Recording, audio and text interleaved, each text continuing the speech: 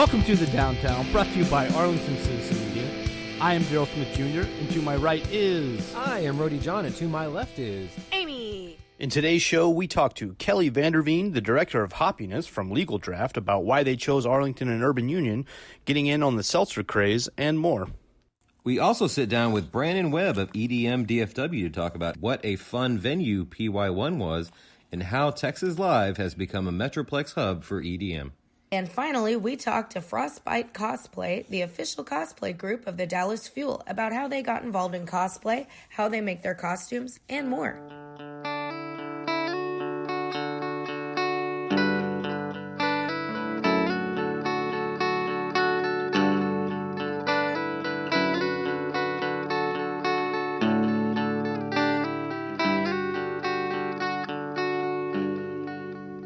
We are here with Kelley Vander Veen, the Director of Hoppiness for Legal Draft. How are you today? I'm good. How are you guys? Doing well.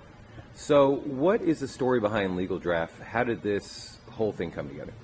So Legal Draft comes from my dad, who is an attorney, had been my entire life. He calls himself a recovering attorney now. So that's where the name comes from. And then his business partner is Kurt Taylor, and they have been neighbors my entire life. So I grew up with his daughter, and they've been good friends, and probably 20 years ago, they looked at each other and said, let's do something fun. We're kind of tired of our jobs. Let's open a wine bar. And then they realized we have children that have to go to college, and we have to take care of them, so that's a really dumb idea. Let's stick with our day job. So they did that, and then fast forward 20 years, and they were having a beer one day, and my dad was doing some homebrew, and literally just out of the nowhere said, let's open a brewery. And Kurt said, yeah, I want to retire. I'm kind of done with this. I'm in. So here we are. And they just came up with a business plan and put their heads together and had a crazy idea. So Awesome. So how did they and you decide on Arlington and Urban Union specifically? So Arlington, they have lived here for 35 years, raised their kids here. We all went to school. Most of us came back, and so they have been in North Arlington for forever. And when they decided to do a brewery, there was only Division here that had like recently opened when we had this idea. And then they said, you know, Dallas has a ton, Fort Worth has a ton. Let's bring something cool and fun to Arlington. They knew they wanted to be in kind of downtown, a little bit outside of the entertainment district. And then they met Ryan Dotson, and he had this great plan for Urban Union, and we knew that being kind of the biggest thing here would help everything else take off, and so we just had this idea to kind of revitalize the area. Right. So. Now, when you guys did come out, I was in Galveston at one point, and I saw beer in Kroger. So you guys went everywhere very quickly. How did that whole come together? Yeah, so one thing we did was we had not only the production side, but we also can all of our beer here. Right. A lot of times when breweries start, they get a mobile canning company to come out and can their beer for them. My dad and Kurt knew early on, we're just going to have to go big and get our own canning line and do all these other things, because they're in their late 50s, early 60s, and they said, you know, we don't have a lot of time to fart around with this, and we don't want to work till we're 95. So they decided to go really big, can everything, and get everything into the market as fast as possible. So my dad oversees all of the sales for Texas. Okay. And his goal has been to just get in every single market. And he's done a really good job we're all over Houston, San Antonio, Austin, even as far as El Paso. And so it's been pretty important to him to get out there as fast as possible. That makes sense. Yeah. Awesome. So you recently introduced a seltzer called Clear Proof. Yeah. Will we see an expansion with additional flavors? Yeah, so we have some beers that we do series of. So one example is the Amicus. It's an IPA. And what we've done with the Amicus is we've taken different hops every time and made a different type of that same beer with just a different hop. And so with the seltzer, it's kind of the same idea that we're doing. It'll be a series. This one is a cherry lime. I have no idea what the next one might be. It might be a grapefruit or something like that. But his idea is to, keep the cherry lime for a little while, see how that goes, and then do a grapefruit or something like that, and make a different seltzer every time. And so it'll be a series kind of thing. But it's something that we want to keep on pretty much all the time. We do a lot of events, or even just on a daily basis, people come in here and say, I'm not an overly big beer fan. What can I drink? You know, I'm here with my husband or my friends, and I just don't really love beer. Right. And a seltzer is a great option for Yeah. people to drink if they don't love beer. And the industry for seltzers are so much bigger now. So. Oh my gosh, it Yeah. has really taken off. Yes. And so, you know, maybe we can get in there and have the next big thing. Who knows? Right, exactly. So your title is the Director of Hoppiness. What exactly does that entail, and what can you tell us about the Easter Bunny?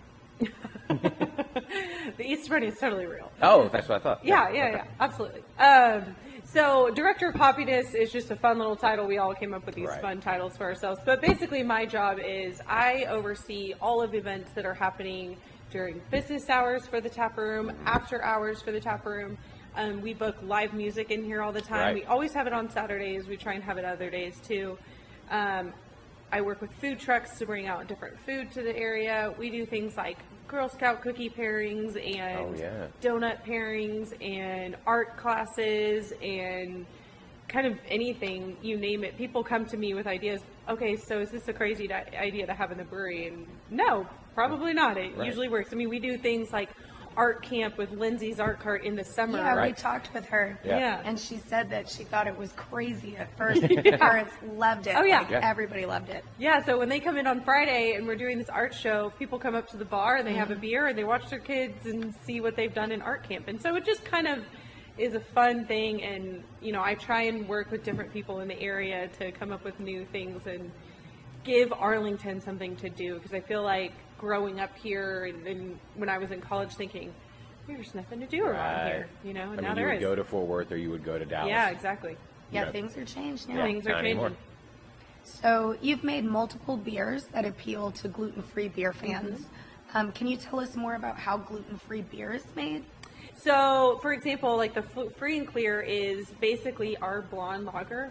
We put an enzyme in it that removes the gluten. So technically speaking, it is gluten removed. Right. But if you had celiac and issues with gluten, you can drink that beer and have zero issues. Kurt, the other owner outside of my dad, his sister, himself, people in his family have suffered with celiac. My mom now recently got diagnosed with celiac. And so it was just important to us to have something that these people could come in and drink.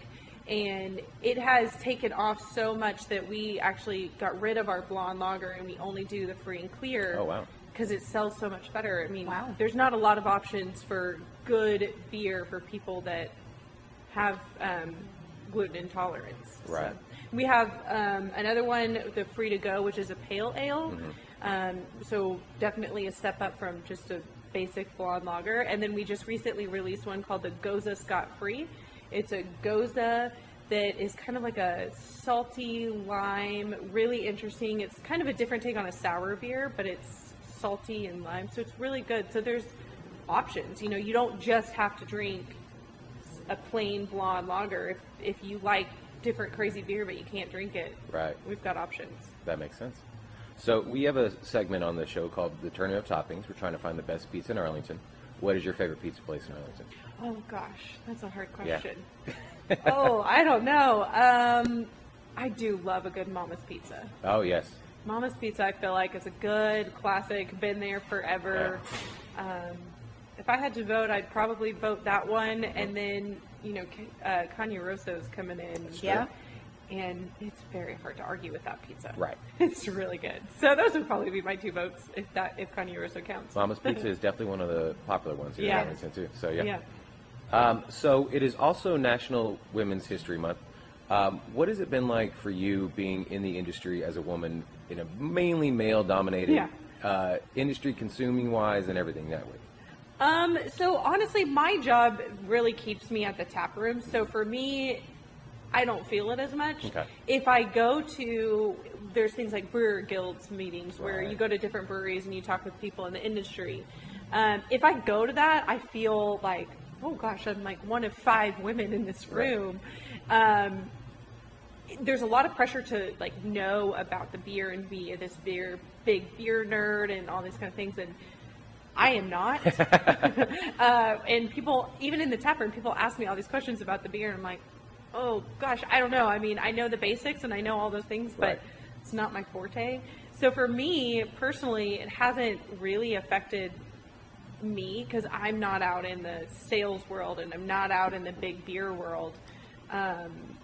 But it is a very interesting dynamic to work with so many men all the time. Right. It's fun. I like it because honestly, working with a ton of women can be really hard. So it's fun. It's different. Well, good. Now, if people want to follow Legal Draft and maybe even a book event with you, maybe throw an idea at you, how can they do so? Email is probably the best way. Okay. All of our information is online. You can go to legaldraftbeer.com. There we go. Our Instagram and Facebook and all that. If you go to our website, all of the information is there. All of like our emails, all that kind of stuff. So it's the best way to get in touch with us. Well, there we go. Awesome. Well, thank you for being on the show. We really appreciate it. Yeah, thanks for coming out, you guys.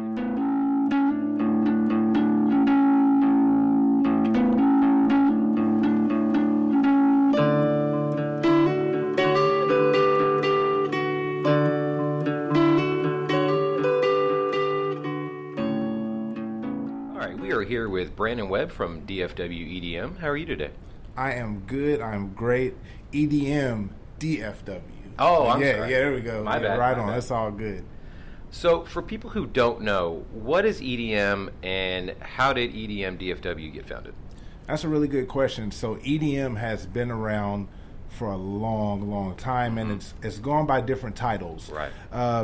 A lot of the older generation will refer to it as just house music or techno. Right.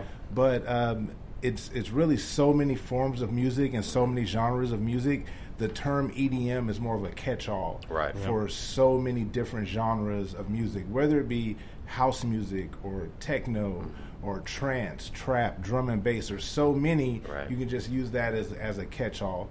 I've been doing this professionally since 2015. I've been a fan of dance music since around 2009. Before that, I was a hip-hop head, so it was all about, like DJ Screw and UGK and everything else that southern hip-hop, 8-Ball MJG Yeah. and all that good stuff. All the Houston stuff. Yeah, exactly, Yeah. right on. Yeah. Yeah, that's what I grew up on. Okay. Yeah. So EDM DFW believes in the concept of peace, love, unity, and respect. How does EDM DFW help to make the scene a safer place? That's a really good question. Those values really just they brought something out of me in 2009. Around that time, I just became self-aware, more so that I'm not doing a lot of things that you hear in popular music. As much as I love the music, I may love the beat, I don't identify with a lot of the things that are being said. So for me, around that time, it was just basically looking within myself and determining that the values of peace, love, unity, and respect, those were things that needed to be preached more than what they're being preached out there. So for me, I wanted to basically create a community where those values and the things that I saw when I traveled, that I wanted people in Dallas to be able to experience those things as well. Right. So for me, it was more about how can I showcase these values to my friends back home. And even like when the world is hard and things are tough, and you may not always want to have a pure vibe about you, like there needs to be a community where you can go that they're preaching a positive message. So for me, it's more I try to preach a positive message, and we're not going to be as cynical as you could be in today's world. I think social media does that enough. Yeah, It's true. So like now I want to be able to just use my platform to, preach a positive message through music. That's great. Yeah, I mean, I really like the. I think it's a really great idea to put that out in the world, because like you said, you can be cynical, you can, that sort of thing's around you all the time, but to be conscious of doing something different and more positive is really uplifting and super cool. Right on. I appreciate that. Yeah, I almost think it's easier to be cynical. Yeah. And it's almost you have to put the work in to find the good in everything, because